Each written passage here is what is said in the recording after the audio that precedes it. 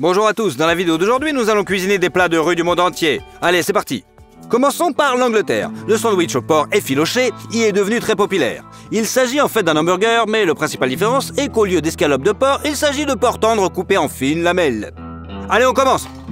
Nous avons besoin d'un morceau de porc, ou plutôt de son épaule. À l'aide d'un couteau, nous divisons le morceau en deux parties. Maintenant, on prend des épices, on les met dans un mortier. On verse avec le cumin, un mélange de poivron et du sel. On broie bien le tout.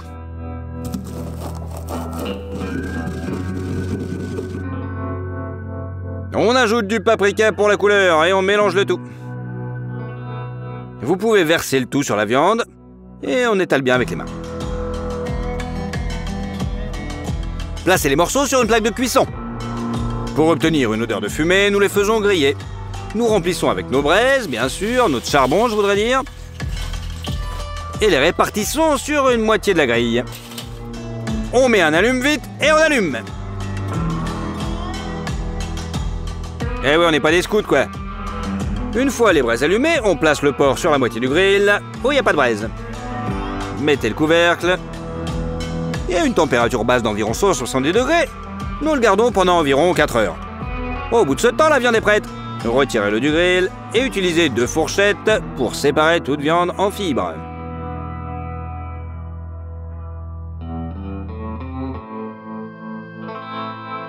L'ingrédient le plus important, appelé l'effiloché de porc, est prêt.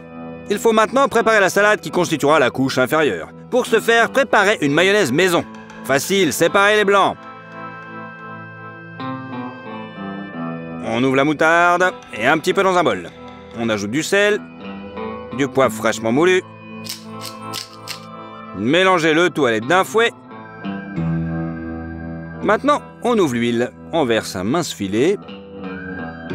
Et on mélange très vite, mais toujours dans le même sens. On obtient une mayonnaise épaisse. On rajoute un petit peu de balsamique et on mélange. On prend la laitue et on la hache grossièrement. Du chou rouge, on le râpe très finement.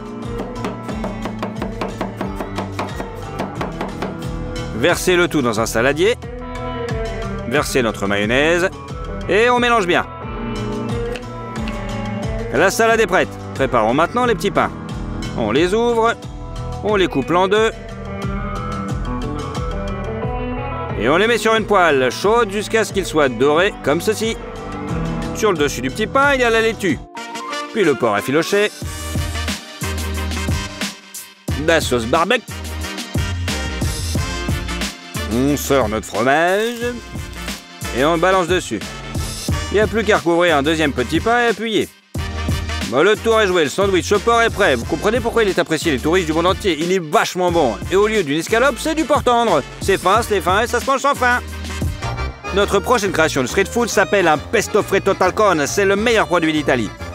Il s'agit de divers fruits de mer, du poulpe au calmar, en passant par toutes sortes de crabes et de petits poissons. Ils sont présentés dans un sac en papier. Nous avons donc acheté beaucoup de fruits de mer différents. Le premier, ce sont les énormes crevettes tigrées. Ce sont les plus grosses crevettes que j'ai jamais vues. Nous enlevons la queue de chacune d'entre elles. On coupe la chitine sur le dessus avec des ciseaux de cuisine. Et on l'enlève. On enlève l'intérieur. Nous transférons les crevettes nettoyées sur une planche et on les rince.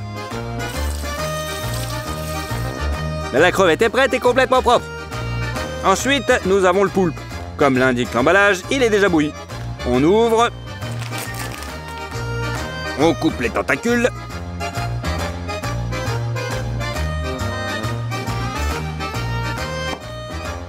On les coupe en morceaux pour que ce soit plus facile à manipuler. C'est dans la boîte. Le fruit de mer suivant est très cher, c'est du homard. Il est encore vivant. Nous enlevons les élastiques des pinces et nous les mettons. On le met entièrement au congélateur pour qu'il ne meure pas trop douloureusement. Mais bon, et on le laisse s'endormir. Pendant ce temps, versez de l'eau dans une casserole, portez-la à ébullition et mettez le homard dans l'eau bouillante. Faites-le bouillir pendant environ 5 minutes, puis retirez-le. On le coupe en deux à l'aide d'un couteau.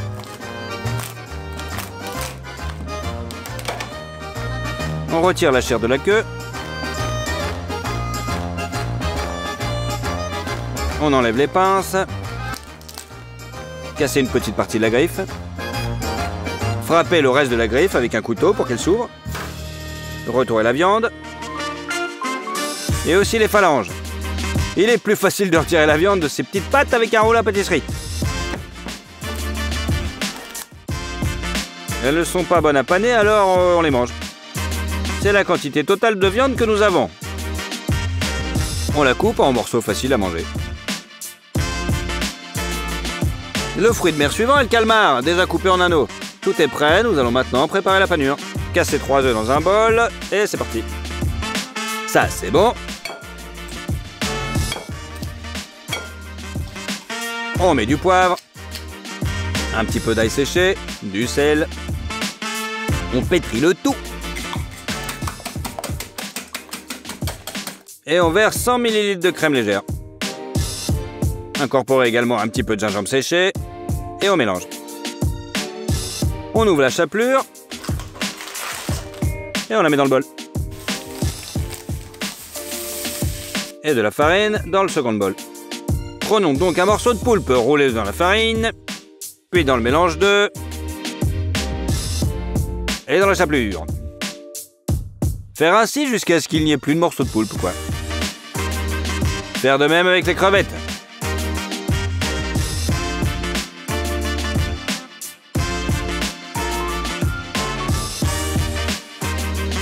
Plongez les calmars dans le mélange d'œufs en une seule fois. On les remue.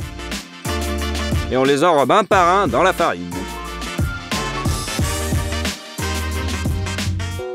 Faites de même avec les tranches de homard. Tout est pané.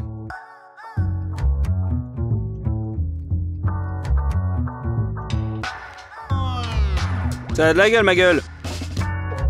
Allez, on prend une bouteille d'huile. On met une casserole sur la cuisinière et on la remplit d'huile. Lorsqu'elle est chaude, on y jette toutes les crevettes.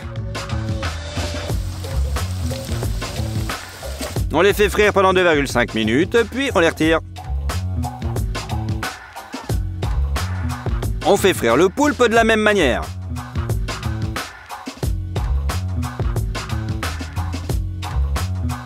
Le homard.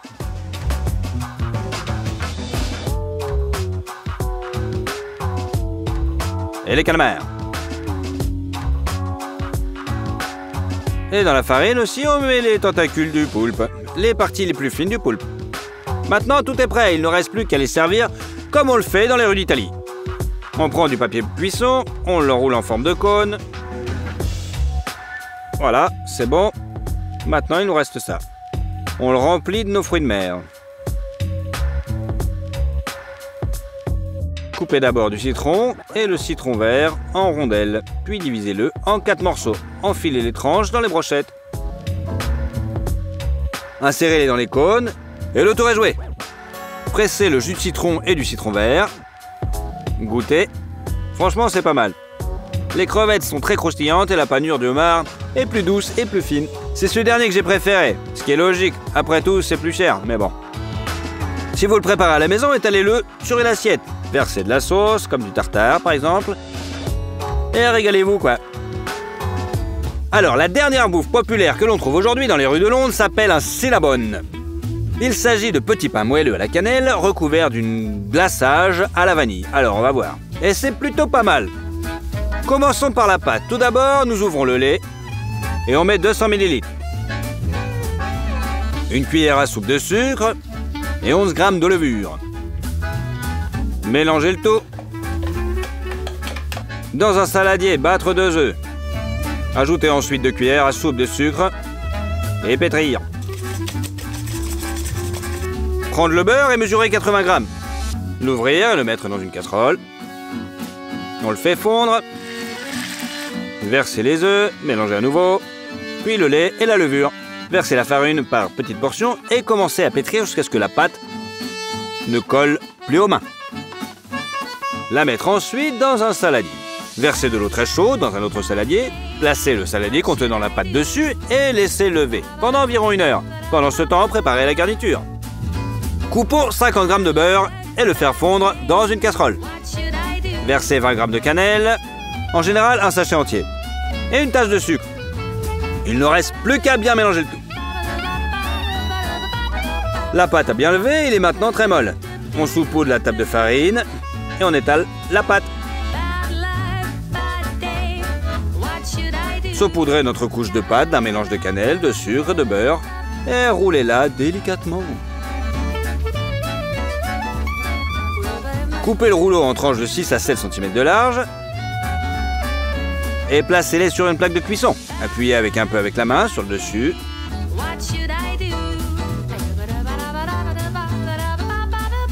Et couvrez d'une assiette. Laissez durcir un petit peu. Pendant ce temps, battez un œuf dans un bol et fouettez. Étalez ce mélange sur les futurs cinnabons. Ensuite, vous les prenez, vous les mettez au four à 180 degrés pendant 25 minutes. Il nous reste à faire le glaçage. On prend du fromage à tartiner, on prend une cuillère à soupe et on met dans un bol. Il y a aussi 50 g de beurre et 100 g de sucre glace. Bien battre le tout au batteur. Ajoutez ensuite l'extrait de vanille. Mélangez à nouveau et le glaçage est prêt. Sortir les brioches du four pendant qu'elles sont encore au four. Déposer en quelques-unes sur une assiette, puis étaler le glaçage sur le dessus. Le glaçage fond lorsque les cinnabons sont chauds et coulent entre les couches. Voilà ce que vous obtiendrez. Allez, on va couper pour voir. Pour ceux qui n'ont jamais goûté au cinnabon, comme moi, laissez-moi vous l'expliquer. Pour moi, c'est la brioche la plus délicieuse du monde et catégoriquement différente des brioches servies dans les cantines scolaires. Même si à première vue, sans les avoir essayées, on a l'impression que c'est la même chose. Et il s'agit d'une nouvelle rubrique. Et c'est à vous de décider si elle restera ou non sur la chaîne. Si vous obtenez 250 000 likes, nous réaliserons une nouvelle vidéo dans laquelle nous reprendrons les cuisines populaires du monde entier.